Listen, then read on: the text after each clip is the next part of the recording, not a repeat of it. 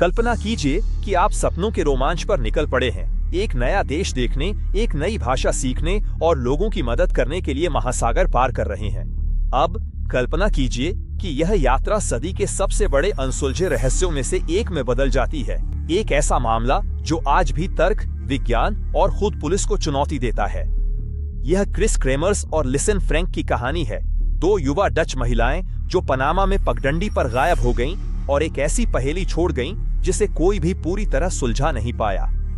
अगर आपको सच्चा अपराध, अंतर्राष्ट्रीय रहस्य और ऐसे मामले पसंद हैं जो आसान स्पष्टीकरणों को चुनौती देते हैं, तो लाइक करें, चैनल सब्सक्राइब करें और कमेंट करें कि आप यहाँ और कौन सा मामला देखना चाहते हैं। और हाँ, इस वीडियो को रहस्य पसंद करने वाले किसी व्यक्ति के साथ साझा करें, क्योंकि आज हम सबसे परेशान करने वाली गुमशुदगी की गहराई से जांच करेंगे।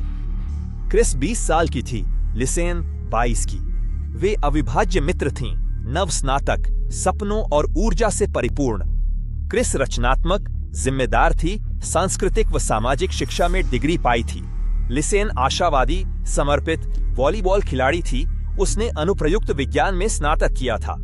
दोनों ने पनामा की एक्सचेंज यात्रा के लिए पैसे जुटाने हेतु कैफे में काम करते हुए महीनों तक हर पैसा बचाया। उनका लक्ष्य नेक था, स्पेनिश सीखना और एक छोटे से शहर में बच्चों के साथ स्वयंसेवी कार्य करना। वे मार्च 2014 में पनामा पहुंची। शुरुआती दिनों में उन्होंने देश घूमने का पूरा फायदा उठाया। स्वर्गीय समुद्र तट, जीवंत बार, पगडंडियां, अन्य बैकपैकर्स के साथ दोस्ती, सब कुछ दर्जनों खुशहाल तस्वीरों, मुस्कुराहटों, लुभावने परिदृश्य में कैद था। यह एक शानदार रोमांच की शुरुआत लग रही थी। मार्च के अंत में वे एक छोटे से शहर की ओर चली गईं, जहां उन्हें स्वयंसेवी कार्य करना था। पहाड़ों और हरे भरे जंगलों से घिरा। एक स्थानीय परिवार ने उनका स्वागत किया, जिन्हें लड़कियों से लगाव हो गया। माहौल उत्सव, नवीनता और खोज का था, लेकिन कोई कल्पना भी नहीं कर सकता था कि क्या होने वाला है। 1 अप्रैल को क्रिस और लिसेन ने मशहूर बारू ज्वालामुखी के रास्ते जाने का फैसला किया, जो इलाके के सबसे लोकप्रिय पर्यटक स्थलों में से एक था। आमतौर पर लोग गाइड के साथ जाते थे, क्योंकि पगडंडी में खतरनाक रास्ते थे और खोना आसान था, पर वे आत्मविश्वासी थीं। वे मेजबान परिवार का कुत्ता साथ ले गईं, परिचितों संग नाश्ता किया और रोमांच को निकल पड़ीं। लेकिन किसी को भी यह उम्मीद नहीं थी कि उस रात कुत्ता अपने आप घर वापस आ जाएगा। लड़कियों का कोई अता पता न होने पर परिवार को चिंता हुई, लेकिन उन्हें लगा कि शायद वे शहर में ही कहीं रुक गई होंगी। अगले दिन चिंता निराशा में बदल गई। जिस गाइड को उनसे मिलना था, उसने कुछ गलत महसूस कर परिवार को सूचित किया। खोज शुरू हुई। इस मोड़ से यह मामला एक असली पहेली बन जाता है। शुरुआती दिनों में स्वयंसेवकों, पुलिस, स्थानीय गाइडों और आदिवासी जनजातियों ने जंगल की तलाशी ली।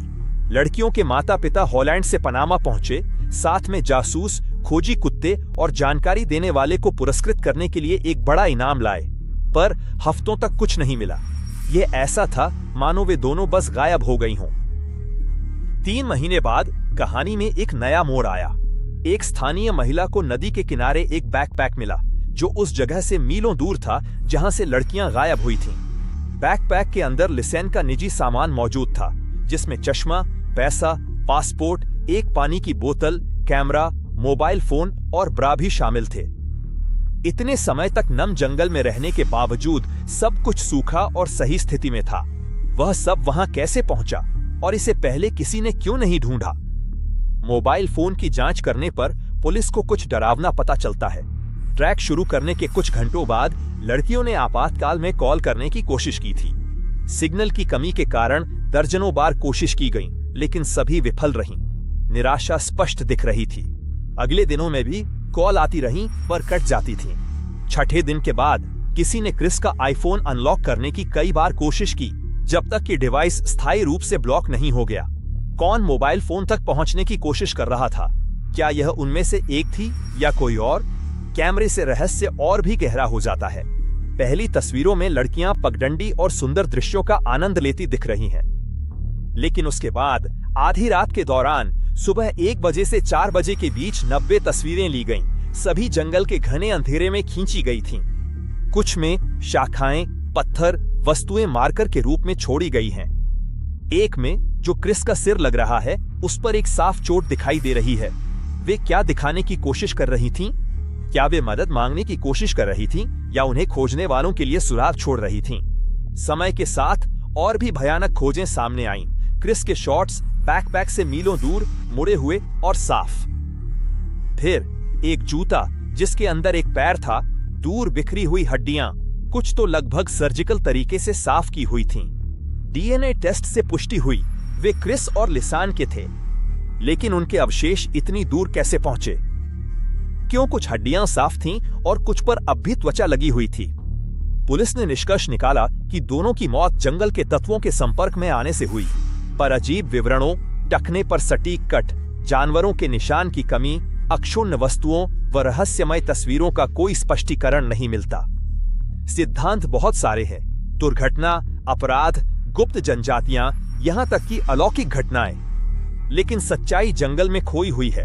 और आपको क्या लगता है कि क्रिस और लिजेन के साथ क्या हुआ? अपनी थ्योरी कमेंट्स में बताएं, इस वीडियो को शेयर करें और तर्क को चुनौती देने वाली ऐसी ही सच्ची कहानियों के लिए सब्सक्राइब करना न भूलें। अब चलिए इस मामले के सबसे दिलचस्प विवरणों में गहराई से उतरते हैं, क्योंकि इस कहानी का हर तत्व किसी को भी रात भर जगाए रखने और टुकड़ों को जोड़ने की कोशिश करने के लिए बनाया गया लगता है। गायब होने के तुरंत बाद शहर में हलचल तेज थी। स्वयंसेवक, पुलिसकर्मी, स्थानीय निवासी सभी एक बेताब खोज में शामिल हो गए। हेलीकॉप्टर जंगल के ऊपर से उड़ गए। खोजी कुत्तों ने पगडंडियों पर छानबीन की, गोताखोरों ने नदियों की तलाशी ली, लेकिन पनामा का जंगल निर्मम है, घना, नम और प्राकृतिक जालों से भरा हुआ। यहाँ तक कि इलाके के आदि स्थानीय आदिवासी भी बताते हैं कि उस जंगल को पार करना सबसे अनुभवी लोगों के लिए भी एक चुनौती है। लड़कियों के माता पिता द्वारा दिए गए इनाम, जो कहते हैं कि 30,000 या 3 लाख डॉलर तक पहुंच गया था, ने आबादी को और भी ज्यादा सक्रिय कर दिया। लेकिन इसके बावजूद महीनों तक कोई ठोस सुराग नहीं मिला। ऐसा प्रतीत होता था कि यह मामला कभी हल ही नहीं होगा। जब बैकपैक मिला तो रहस्य और भी गहरा हो गया। यह कैसे समझाएं कि 3 महीने की उष्णकटिबंधीय बारिश के बाद भी सब सूखा और साफ था? बैकपैक पगडंडी के शुरुआती बिंदु से इतनी दूर क्यों था? और खास तौर पर मोबाइल फोन और कैमरा वहां वैसे ही अक्षुण्ण क्यों पड़े थे, मानो किसी ने उन्हें जानबूझकर ढूंढे जाने के लिए छोड़ा हो? आपातकाल में कॉल करने की कोशिशें मामले के सबसे दर्दनाक पहलुओं में से हैं। उन लड़कियों की निराशा की कल्पना कीजिए जो एक अनजान जंगल में खो गई थीं और मदद मांगने की हर संभव कोशिश कर रही थीं। दोनों सेलफोनों से 80 से अधिक बार संपर्क का प्रयास किया गया, पर वे हमेशा विफल रहे। लिजान के मोबाइल की बैटरी 5वें दिन खत्म हो गई। दूसरी ओर क्रिस का आईफोन 11 अप्रैल तक, यानी उनके लापता होने के 10 दिन बाद तक, कई बार चालू और बंद किया गया था। इससे पता चलता है कि उस तारीख तक भी कोई जीवित था और जिंदा रहने की कोशिश कर रहा था। रात की तस्वीरों का यह क्रम शायद इसका सबसे परेशान करने वाला पहलू है। आधी रात में घोर अंधेरे में इतनी सारी तस्वीरें क्यों ली गईं? कुछ थ्योरीज के अनुसार वे शायद जानवरों को डराने या रास्ता रोशन करने के लिए फ्लैश का उपयोग कर रही थीं। अन्य थ्योरीज बताती हैं कि वे शायद बचाव टीमों को संकेत देने की कोशिश कर रही थीं। कुछ लोग मानते हैं कि तस्वीरें अहम जगहों को चिह्नित करने या घटनाओं को इंगित करने के लिए सुराग छोड़ने का एक तरीका थीं। एक तस्वीर में एक पत्थर के ऊपर टॉयलेट पेपर और दर्पण दिखते हैं, दूसरी में लटकती वस्तुओं के साथ एक शाखा है। आखिरी तस्वीरों में से एक में क्रिस का सिर दिखाई देता है, जो घायल है और उस पर खून के धब्बे हैं। क्या यह एक दुर्घटना थी या कुछ और अशुभ? मानव अवशेषों की खोज ने केवल और सवाल खड़े किए। क्रिस के शॉर्ट्स मुड़े हुए और जिपरबंद उसके बैकपैक से काफी दूर एक जगह पर पाए गए। इसके बाद एक बूट के अंदर एक पैर मिला और हड्डियां जंगल के विभिन्न स्थानों में बिखरी हुई थीं। कुछ हड्डियां पूरी तरह से साफ थीं, मानो उन्हें धोया गया हो या किसी रासायनिक पदार्थ से उपचारित किया गया हो। अन्य हड्डियों पर त्वचा अभी भी चिपकी हुई थी। विशेषज्ञों का कहना है कि नम जलवायु और तेज धूप अपघटन का कारण हो सकते हैं, लेकिन टखने पर सटीक कट और जानवरों के निशान की कमी मानवीय हस्तक्षेप का संदेह पैदा करती है। पनामा पुलिस ने मामला बंद कर दिया। कारण जंगल के तत्वों, भूख, प्यास, निर्जलीकरण और हाइपोथर्मिया के संपर्क में आना बताया।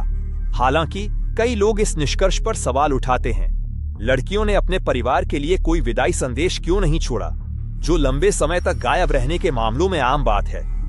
उनका सामान इतना व्यवस्थित और साफ क्यों था? और सबसे जरूरी, अवशेषों और सामान के बीच की दूरी को कैसे समझा जाए? इन सालों में कई तरह की थ्योरी सामने आई है। कुछ मानते हैं कि लड़कियों का एक दुर्घटना हुई थी और एक गंभीर रूप से घायल हो गई। दूसरी ने मदद की तलाश की, पर जंगल में ही दोनों की मौत हो गई। दूसरे लोग मानते हैं कि इसमें किसी तीसरे का हाथ था। हो सकता है इसमें स्थानीय निवासी, अपराधी या फिर अनजान कबीले शामिल हों। कुछ लोग तो अलौकिक सिद्धांतों पर भी यकीन करते हैं, जिन्हें जंगल के रहस्यमयी माहौल और मामले की अस्पष्ट जानकारियों से और हवा मिलती है। सच तो यह है कि आज तक क्रिस और लिजान का गायब होना एक अनसुलझी पहेली बना हुआ है। यह एक ऐसा मामला है जो जांचों, विशेषज्ञों और तर्क को भी चुनौती देता है। यह याद दिलाता है कि भले ही हम सब कुछ नियंत्रित करने का प्रयास करें, प्रकृति और अज्ञात में हमें आश्चर्यचकित करने की शक्ति है। आपको क्या लगता है, पनामा में उस पगडंडी पर क्या हुआ था? अपनी थ्योरी कमेंट्स में दें। रहस्य पसंद लोगों से यह वीडियो शेयर करें और ऐसी कहानियां देखने के लिए चैनल सब्सक्राइब करें जो तर्क को चुनौती दें और हमें अपनी हर जानकारी पर सवाल उठाने पर मजबूर करें। अगले रहस्य में मिलते हैं।